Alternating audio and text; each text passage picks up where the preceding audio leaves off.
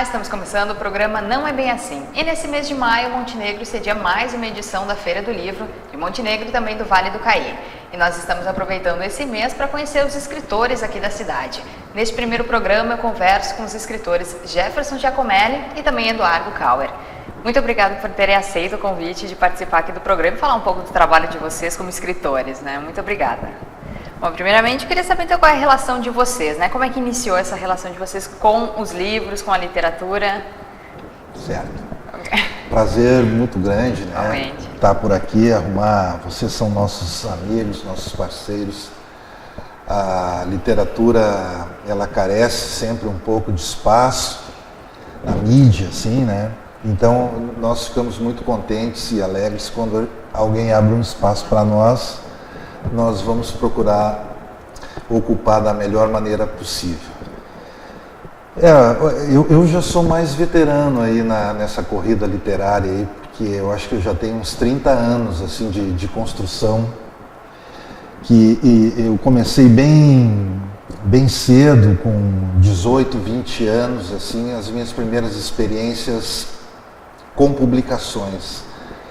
Nós tínhamos um grupo, assim, uma trupe grande, entre 78 e 80, eu com 18 anos, porque eu sou nascido em 1960, por isso que eu disse que eu já tenho bastante tempo. Ali por 78, 80, a gente tinha um grupo, assim, então bem produtivo, pessoas do teatro, da música e da literatura. Ali os primeiros passos, publicamos jornais clandestinos, livros feitos a mimeógrafo à mão, que não tenho mais nenhum exemplar, assim, nem pude trazer para mostrar para vocês, mas enfim, foram os primeiros passos e foram muito importantes, porque sempre o primeiro passo é o mais importante na caminhada, né? Sem esse primeiro passo, né? Sem essas coisas ridículas que a gente escreve, sem aquelas cartas de amor ridículas que a gente manda para a namorada, não parece que não avança para o casamento, né? Então eu valorizo bastante sempre o primeiro passo. E aí depois foi sedimentando essa vontade de trabalhar com esse segmento em literatura, e eu não parei nunca mais, né? Então até hoje tenho trabalhado diretamente publicando livros ou letras de música, que depois vou comentar contigo, ou indiretamente como professor, que eu fui durante 25 anos, professor de português e literatura, trabalhando textos na sala de aula, indo visitar as escolas, fazendo oficinas, palestrinhas, assim, para divulgar nossa literatura e tentar passar um pouco de amor à leitura, de amor aos livros. E estamos até aí, até hoje. Seguindo aí. E tu, Eduardo, como é que começaste essa relação aí com os livros? Né? Eu vejo duas coisas assim, concordo com o que o Giacomelli disse, mas eu vejo duas coisas muito importantes. Uma coisa que ele acabou de falar em relação a escrever cartas, a participar, a leitura e assim por diante. E eu tive uma caminhada muito longa de leitura, de escrita particular. E acredito que tem muita gente que tem essa caminhada, mas o outro detalhe, que ele começou muito cedo e eu comecei mais tarde, é a questão de publicar. Uma coisa é escrever uma carta de amor para a namorada e deixar guardado no armário. E outra coisa é publicar essa carta. Precisa ter coragem, precisa ter força de vontade para colocar um jornal clandestino, para se expor com as suas ideias, precisa ter muita coragem. Porque você está expondo e vem crítica, né? E vem críticas. O leitor vai ler, vai entender da maneira que ele quer. Também tem que pensar nisso. Então, tem toda essa questão. Eu comecei a escrever mais publicamente no jornal. Publicar algumas crônicas. E numa determinada época, eu tinha algumas histórias que eu tinha escrito, de forma particular, e que eu publiquei no jornal. Uma série de histórias em jornais e revistas, mandei para um outro amigo. E as pessoas disseram, olha, as histórias são muito boas, por que tu não publica isso num livro? Eu me lembro que eu mandei algumas dessas histórias para o pastor Klaus Mairos e ele leu essas histórias, olha, isso aqui merecia uma publicação. E aí que eu tomei coragem de partir para publicar, né? Que é um outro passo dentro da visão literária, né? Dentro dessa questão aí de ser escritor, né? Isso torna mais profissional, né? A gente Sim. também, assim, sabe? Te exige mais, te cobra mais e te torna, te dá uma profissionalização, né? Nessa questão. Como é que foi realmente a construção desse primeiro livro? Foi um resultado de escritas? Como é que foi essa decisão? Assim, não, vou publicar um livro, né? Vou ser escritora. Assim. Eu fui muito na questão do incentivo das outras pessoas, né? Mas hoje, assim, depois de todos os livros que eu escrevi, dos 5 livros que eu escrevi, eu vejo assim, ó, que existe uma questão de que tu tem que comprar uma história, tem que ter uma história, né? Tem que ter para quem escrever, principalmente, não adianta escrever e não ter para quem escrever, mas é necessário também ler, reler, corrigir, alterar, cortar aqui, aumentar lá, voltar e pesquisar novamente, precisamente na minha área, que é mais na área histórica, né? Aí a pessoa precisa pesquisar e voltar e retornar e assim por diante. Jefferson. Eu sou agradecido à vida, sabe? A vida para mim sempre foi muito boa, sempre foi um barato, assim, porque eu estava ali pelo 2º grau, né? Porque sou antigo, né?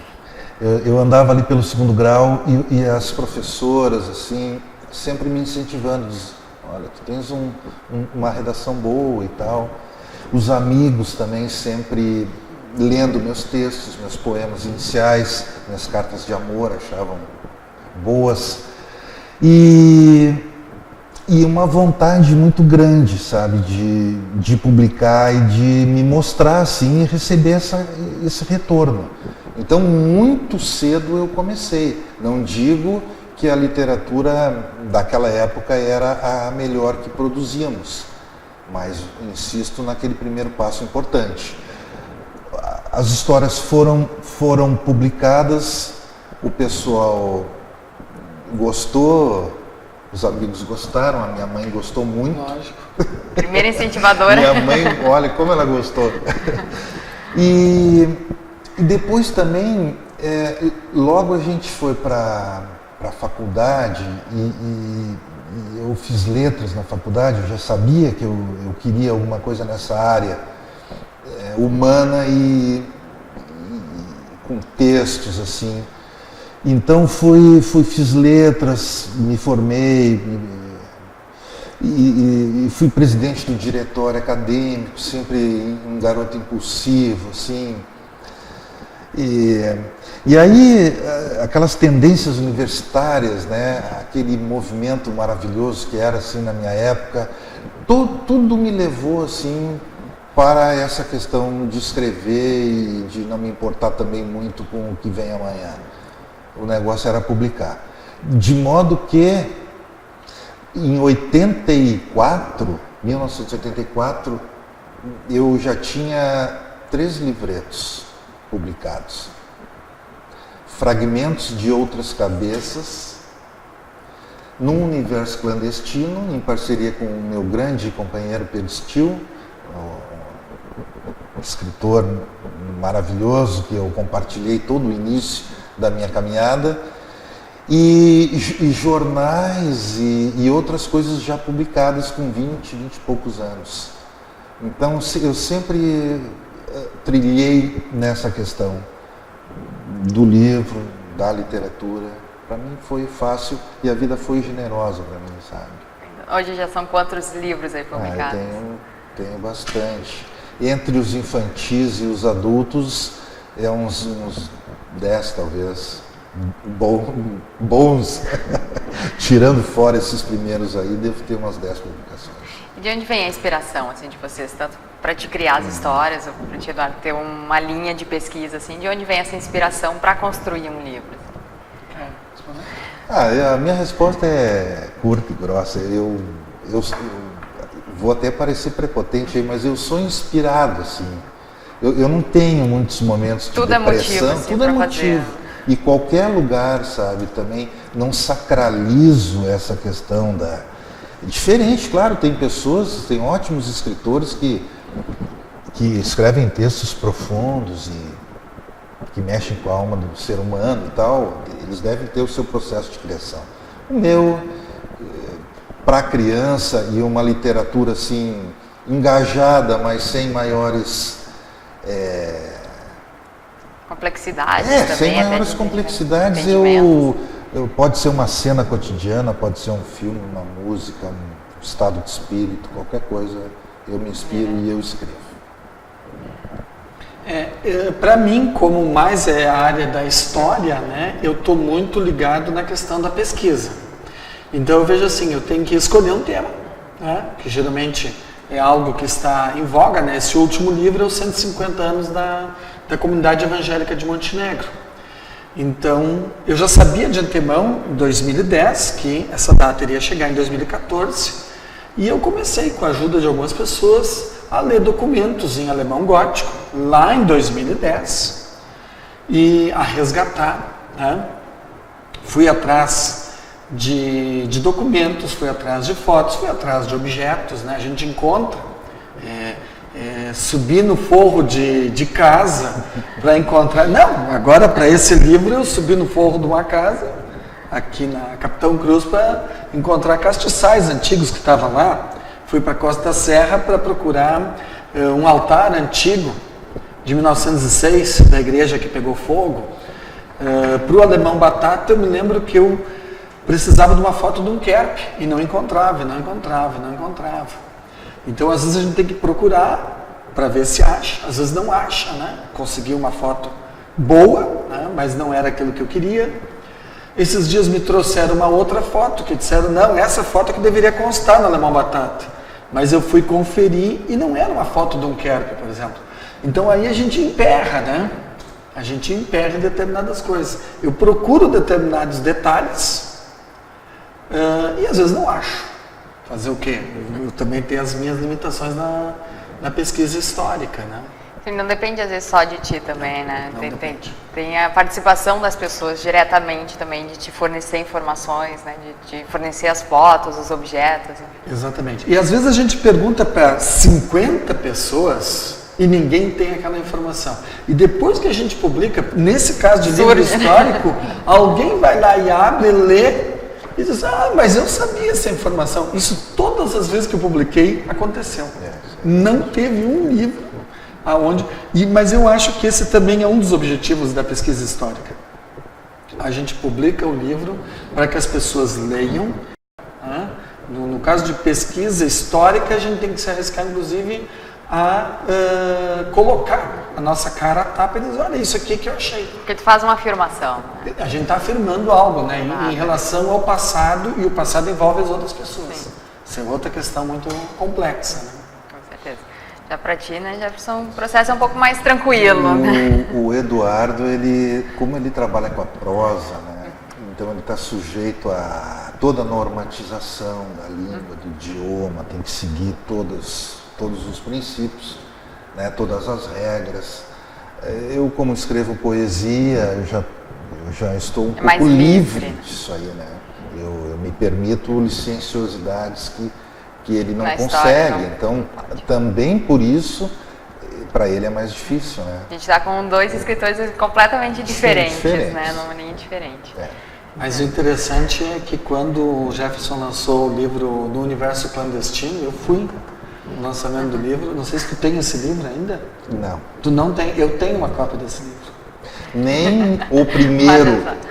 Nem o primeiro aqui. Que é o Fragmentos de Outras Cabeças. Olha o período que a gente andava. Esse eu não me lembro. Um livro feito com mimeógrafo. Sim. A sede de publicar era tamanha e dinheiro nenhum. Sim. 18 anos, tu imagina, não tinha dinheiro nem para... Totalmente independente, né? Sabe, aquela vontade, aquela sede. Então nós descobrimos um professor Elias Parcianello, grande parceiro, e que ele tinha um mimeógrafo, rapaz, que não precisava elétrico Não era manual e não era álcool, era óleo, rapaz. Fazia tipo 20, 30 folhas ou mais até, bem feitinhas assim. Então nos atiramos assim, eu e Pedro naquela produção, fizemos 100 exemplares. E as nossas namoradas cortaram a capa, grampearam, e tinha um texto que era à mão ainda por cima, para complicar, que eu fiz questão que o texto saísse manuscrito. Adeus Maria, era o título do texto. Então, bacana, né? A sede de mudar, de se lançar, né? Nesse mar bravio aí. Então, fizemos 100 exemplares deste livro que eu não fiquei com nenhum. Não sei onde que existe. Por aí eu sei. Esse Num Universo Clandestino foi a nossa primeira publicação oficial em editora gráfica, assim, no antigo Lutz, na gráfica Lutz, quando era lá embaixo, na Ramiro, onde é uma farmácia hoje, na frente do banco que é sul-brasileiro lá, não me lembro mais como era o nome do banco agora. Primeira publicação paga. Chegamos olha, a dona Paula, que é da gráfica agora, o Dr. Gilberto, o marido dela, eles já são veteranos no bom sentido. Eu lidei com o pai deles, dela ou dele, não sei, talvez dele. O seu Gelen, ele já era assim, um veteraníssimo, né? E ele olhou para nós assim, eu de macacão, o cabelo por aqui assim, ó, no meio das costas, macacão aberto aqui, uma bolsa, rapaz, um tamanco. Chegamos assim, ó, nós temos um livro para publicar. Ele olhou para nós, disse, mas como é que vocês vão pagar? Eu disse, é isso que nós viemos conversar com o senhor aqui, nós não temos nada. Aí ele franqueou assim, não franqueou, ele publicou, ele editou o livro e disse, vocês vão me pagando conforme vocês podem. Por isso que eu te digo, para mim a vida foi generosa, assim, em todos os meus passos, né? E a minha primeira publicação, assim, eu já ganhei esse apoio do empresário, me largou um livrinho bonitinho, rapaz, com capa dura, plastificada, editado, assim, uma honra, né? E aí eu saía vendendo assim, um a um, cada livro vendido era uma glória, né? Tá, a gente vai fazer uma pausa aí na conversa, fazer um pequeno intervalo e daqui a pouquinho a gente já retorna aí para continuar falando do trabalho de vocês. A gente já volta.